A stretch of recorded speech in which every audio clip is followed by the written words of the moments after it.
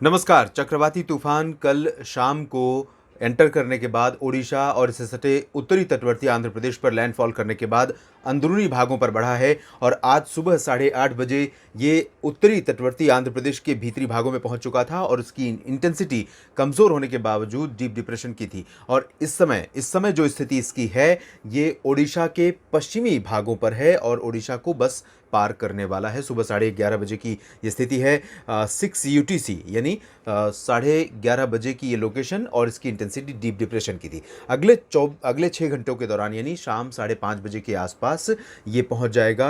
मैं कह सकता हूं कि छत्तीसगढ़ के मध्य भागों में, और इसकी दूरी जगदलपुर से लगभग इस समय 90 किलोमीटर के आसपास है। और शाम के बाद अगर मैं बात करूं 12 घंटों की, तो ये छत्तीसगढ़ के पश्चिमी भागों को पार करने के बाद तेलंगाना के करीमनगर और आदिलाबाद तथा वारंगल जैसे जो ये रीजन है, इन भागों को प्रभावित करने के साथ साथ चंद्रपुर में एंटर करेगा। महाराष्ट्र के चंद्रपुर, ये जो रीजन है इसके दायरे में होंगे और सामान्य रफ्तार से आगे बढ़ रहा है। और अनुमान आशंका इस बात की भी है कि ये जब भारत के ज़मीनी भागों को पार कर जाएगा, अरब सागर के उत्तर पूर्वी भागों में पहुंचेगा, तब इसे समुद्र में स्थितियां फिर से इसके फेवर में बन जाएंगी और ये वापस एनर्जी गेन करना शुरू करेगा और इसके फिर से डिप्रेशन बनने की संभावना, फिर डीप डिप्रेशन, और संभवतः इसमें भी कोई आश्चर्य नहीं होगा कि ये साइक्लोनिक स्टॉर्म बने, लेकिन ये वापस नहीं लौटेगा। इसका जो ट्रैक रहेगा ये आगे की तरफ रहेगा, तो ये ओमान, यमन या फिर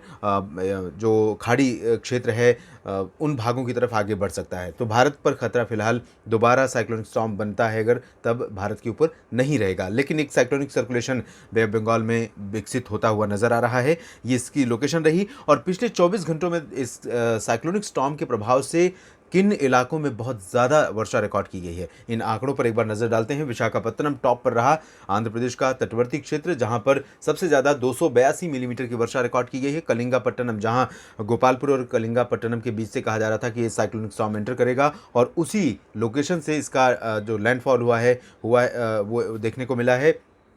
कलिंगापट्टनम में 126 और कन्याकुमारी में भी 117 मिलीमीटर की भारी वर्षा हुई है। इसी साइक्लोनिक स्टॉर्म के चलते अरब सागर से भी आर्द्र हवाओं का जो फ्लो है वो बहुत प्रचुर मात्रा में दक्षिणी प्रायद्वीपीय भारत पर पहुंच रहा है, वेस्टर्न घाट पर, वेस्टर्न कोस्ट पर, और साथ ही साथ तमिलनाडु के साउदर्न टिप पर और ईस्टर्न कोस्ट के तमाम इलाकों में इसका प्रभाव देखने को मिल रहा है। यहाँ पर आप देख सकते हैं, ये देखिए किस तरह से ये सिस्टम किस तरह से हवाओं को खींच रहा है अपनी तरफ, और इसी वजह से ये जो साउथ पेनिनसुलर रीजन है, इन भागों में कई जगहों पर वर्षा की गतिविधियां दर्ज की जा रही। तो यहाँ कन्याकुमारी में 117 मिलीमीटर और काकीनाडा में 113, विजयवाड़ा में 108 मिलीमीटर बारिश रिकॉर्ड की गई है। पुनालुर केरल में बताया था मैंने कि केरल में बारिश की इंटेंसिटी बढ़ेगी और 26, 27, 28 सितंबर को कई जगहों पर मूसलाधार वर्षा रिकॉर्ड की जाएगी। तो यहाँ पर बारिश शुरू हो चुकी है। 110 मिलीमीटर आदिलाबाद तेलंगाना का ये शहर, यहाँ पर 89 मिलीमीटर वर्षा रिकॉर्ड की गई। तिरुवनंतपुरम केरल में 80, भावनगर गुजरात में 71 मिलीमीटर, अल्पुझा में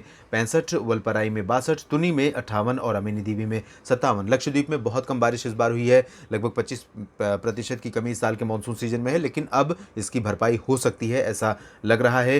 गुना मध्य प्रदेश में 48, कोरापुट ओडिशा में 48 मिलीमीटर की भारी वर्षा दर्ज की गई है। ये स्थितियां रही हैं और इस समय इसकी लोकेशन आप देखिए। लोकेशन तो ट्रैक के जरिए मैंने दिखाया आपको, छत्तीसगढ़ के उत्तरी भागों, दक्षिणी भागों में एंटर करने वाला है और आज रात में ये छत्तीसगढ़ के मध्य भागों पर होगा, दक्षिणी मध्य भागों पर, उसके बाद आगे निकल जाएगा। और इसका जो लोकेशन रहेगा तेलंगाना और इससे सटा महाराष्ट्र का विदर्भ का रीजन, चंद्रपुर और आसपास का क्षेत्र इससे प्रभावित होगा इसके ट्रैक में। हालांकि बारिश जो है ये कई इलाकों में यहाँ पर देने वाला है, ऐसी संभावना यहाँ पर नज़र आ रही है। अब मैं आपको सैटेलाइट तस्वीरें दिखाता हूँ। सैटेलाइट तस्वीरों में आप देख सकते हैं साइक्लोनिक स्टॉर्म गुलाब के कमज़ोर होने के बावजूद इस समय का जो रियल कंडीशन है, इस समय की जो रियल स्थितियाँ हैं, आप देखिए किस तरह घने बादल throughout coastal Andhra Pradesh, south coastal Odisha, interior Odisha और तेलंगाना, साथ ही साथ छत्तीसगढ़, महाराष्ट्र के तमाम इलाकों में ज़बरदस्त बादल, घने बादल बने हुए हैं। और ये वो रीजन है जहां पर लाइटनिंग स्ट्राइक के साथ, थंडरस्टॉर्म के साथ, भीषण गर्जना के साथ बारिश हो सकती है, हवाएं भी तेज चल सकती हैं। मॉनसून सिस्टम कमज़ोर ज़रूर हुआ है, लेकिन इसके बावजूद ये कई राज्यों को अभी प्रभावित करेगा। इसका दायरा आप देखिए कितना बड़ा है। साइक्लोनिक स्टॉर्म जब आगे बढ़ते हैं, कमज़ोर होने के बावजूद जब तक विंड फ्लो में बैरियर नहीं होता, विंड फ्लो में ब्रेक नहीं आती है, तब तक इस तरह की स्थितियाँ बनी रहती हैं अगले कई दिनों तक, और ये कम से कम अगले 48 से 72 घंटों तक प्रभावित करेगा सेंट्रल रीजन और साउथ पेनिनसुलर रीजन को। ये इस तरह से आगे बढ़ रहा है, बादल आगे बढ़ रहे हैं छत्तीसगढ़ के ऊपर, तमाम जगहों पर बादल बने हुए हैं। और अब आइए देखते हैं कि किस तरह की बारिश होने की संभावना आने वाले 2-3 दिनों के दौरान देश के अलग अलग भागों में है। यहाँ आप देख सकते हैं तेलंगाना और साउथ छत्तीसगढ़ का रीजन सबसे ज़्यादा प्रभावित रहेगा। मॉडल का थोड़ा प्रोजेक्शन डिफरेंट आ रहा है आजकल, और लेकिन जिस तरह का ट्रैक है साइक्लोनिक स्टॉर्म गुलाब का और जिस तरह की हवाओं की इंटेंसिटी है, बे ऑफ बंगाल से हवाएं छत्तीसगढ़ के ऊपर, महाराष्ट्र के ऊपर, मध्य प्रदेश के ऊपर पहुंच रही हैं, इसके आधार पर मेरा ये अनुमान है कि दक्षिणी छत्तीसगढ़ में मैं ये कह सकता हूँ कि सेंट्रल छत्तीसगढ़, रायपुर से लेकर सुकमा, दंतेवाड़ा, बीजापुर, नारायणपुर, कोंडागांव और जगदलपुर यानी बस्तर, इन सभी संभाग में कई जगहों पर मूसलाधार वर्षा अगले 24 से 48 घंटों तक अनवरत जारी रहेगी। और लोकल फ्लडिंग, कई स्थानों पर नदियों में जलस्तर बढ़ना, ये सब घटनाएं यहाँ पर हो सकती हैं। तेलंगाना में आदिलाबाद, वारंगल और आसपास के तमाम इलाकों पर यही स्थिति रहेगी। महाराष्ट्र के चंद्रपुर से लेकर मराठवाड़ा का जो साउदर्न रीजन है, इन भागों में कई जगहों पर इसी तरह की स्थितियां अगले 24 से 48 घंटों के दौरान देखने को मिलेंगी। महाराष्ट्र पर स्थितियां 24 घंटों के दौरान, 24 से 48 घंटों तक तो बारिश साउथ मराठवाड़ा और विदर्भ के रीजन पर रहेगी, साउथ विदर्भ पर, लेकिन 24 घंटों के बाद ये मराठवाड़ा के बाकी इलाकों में और साथ ही साथ मध्य महाराष्ट्र के उत्तरी भागों पर इसका इम्पैक्ट बढ़ जाएगा। इसका इम्पैक्ट नासिक, नंदुरबार, धुले और जलगांव से लेकर आसपास के इलाकों में कई जगहों पर दिखेगा और यहां भारी वर्षा हो सकती है। कोंकण रीजन में भारी बारिश अभी भी कई जगहों पर हो रही है और पालघर से लेकर मुंबई, अलीबाग तक कई इलाकों में यहां पर मूसलाधार वर्षा का जो क्रम है, आज से लेकर, आज 27 सितंबर है, 29 सितंबर तक हमें देखने को मिलेगा। इसके अलावा मध्य प्रदेश में इसका इम्पैक्ट है। साउथ वेस्ट मध्य प्रदेश पर कई जगहों पर घने बादल हैं और तेज़ हवाएं चलनी शुरू हो चुकी हैं। दक्षिण पूर्वी मध्य प्रदेश के भी कई इलाकों पर इस समय बादल छाए हुए हैं और इनका impact south east Madhya Pradesh पर भी देखने को मिल रहा है। बारिश हो रही है जबलपुर, मांडला, शहडोल, कटनी, उमरिया, डिंडोरी, बालाघाट, होशंगाबाद, छिंदवाड़ा, इन सभी जगहों पर, बैतूल में भी बारिश हो रही है।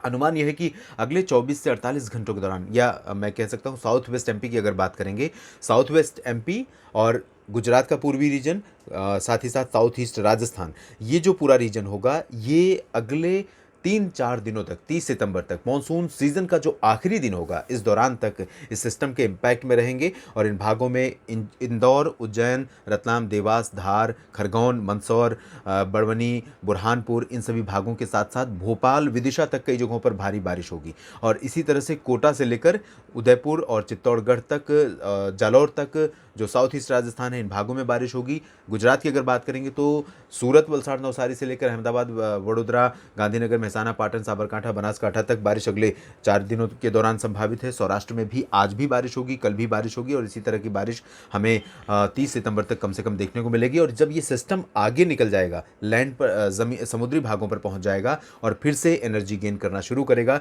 तो जो विंड फ्लो यहाँ से अरब सागर से ये इसके पास आ रहा है, वही विंड फ्लो यहाँ से इस तरह से मूव करने लगेगा। तो जो कोस्टल रीजन है, नॉर्थ कोस्टल, कोंकण, गोवा और आंतरिक जो मध्य महाराष्ट्र का दक्षिणी उत्तरी क्षेत्र है, साउथ ईस्ट मध्य प्रदेश का भाग है और गुजरात का रीजन, साथ ही साथ साउथ ईस्ट राजस्थान का रीजन, ये जो पूरा रीजन है, इन भागों में 28 सितंबर से, कल शाम या रात से, बारिश की इंटेंसिटी और बढ़ जाएगी और ये स्थिति 30 सितंबर तक कम से कम लगातार बरकरार रहेगी। तो पूरा ये बेल्ट प्रभावित रहेगा। अब हम सुदूरवर्ती भागों की बात करें तो यहाँ सुदूरवर्ती तो नहीं, लेकिन उत्तरी आंतरिक कर्नाटक और तटीय कर्नाटक में कई जगहों पर इसके प्रभाव से मध्यम से भारी बारिश का सिलसिला अगले 3 दिनों तक जारी रहेगा। और बाकी साउथ पेनिनसुलर रीजन की बात करें तो केरल के भागों पर जो हवाएं आ रही हैं, वेस्टर्न हवाएं पश्चिमी दिशा से वेस्टर्ली, इन भागों में कई जगहों पर भारी बारिश मध्यम से हो सकती है लगातार केरल के भागों में और लक्षद्वीप में, जबकि तमिलनाडु के इलाकों में और रायलसीमा तथा दक्षिणी आंतरिक कर्नाटक के क्षेत्रों में